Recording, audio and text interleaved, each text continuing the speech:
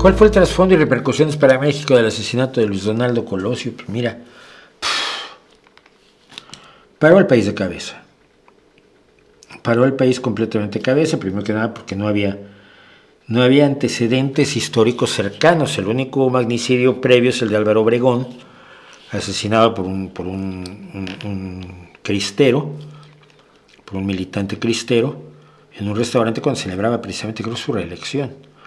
Entonces, pero eso fue, el asesinato de Álvaro Obregón debe haber sido en 1929, por ahí.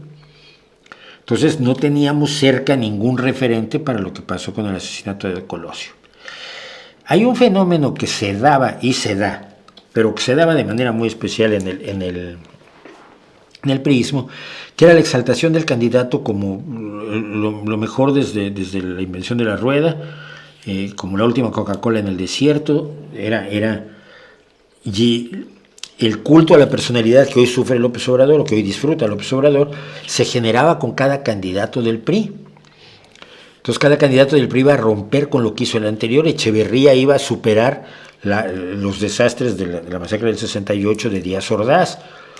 Luego cometió la masacre del 71 y además empezó a saber que él había tenido mano en el 68. Entonces López Portillo iba a ser el hombre verdaderamente nacionalista de izquierda que iba a borrar ese pasado y a iniciar un camino de bienestar para toda la ciudadanía. Acabó destrozando al peso y cargándose la economía porque sobre el petróleo asumió una cantidad de créditos que hundieron al país. Que sí, los países poderosos mandaron a su gente a ofrecer créditos. Oye, aquí tienes petróleo, te ofrezco unos créditos brutales para que construyas el metro y lo que se te ocurra, y una casa para tu esposa. Pero luego esos créditos había que pagarlos y resultó que el petróleo no era tanto como creíamos, ni nos daba tanto como creíamos. Luego, de López Portillo, no, bien, es que la seriedad, la austeridad republicana con De la Madrid, hoy De la Madrid era Dios, y así sucesivamente. Entonces se había hecho una invención de un Luis Donaldo Colosio, que era la gran esperanza de México después del salinismo, ¿no? Y su asesinato para muchas personas fue la caída de la esperanza. Luego, de los otros posibles candidatos, ninguno podía ser candidato porque estaban todos en secretarías de Estado y la Constitución establecía que tenía que haber dejado cualquier puesto en el gobierno 6 meses antes de que se proclamara de las elecciones. Y esto pasó 6 meses antes de las elecciones y ya no habían renunciado todos. El único que podía ser era Zedillo, porque había renunciado a la Secretaría de Educación Pública para ser el jefe de campaña de Luis Donaldo Colosio. Entonces, a ese sujeto gris, menor, sin ninguna iniciativa, sin ningún brillo, ni intelectual ni moral de ningún tipo, se le proclamó candidato, ¿no?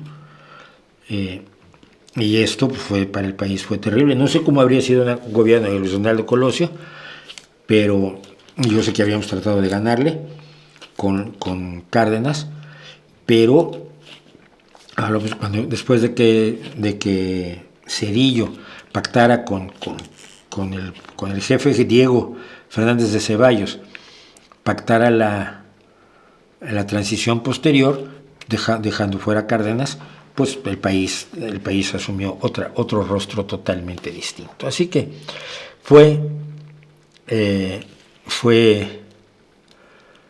repercusiones intensísimas y que no podemos saber qué podía haber pasado de no haberse dado el asesinato de Colosio y después del secretario general del PRI. Pero eso ya fue una historia menor en la medida, fue cuando se estaban arreglando todo, matándose los priistas, porque se calcula que se mataban entre ellos.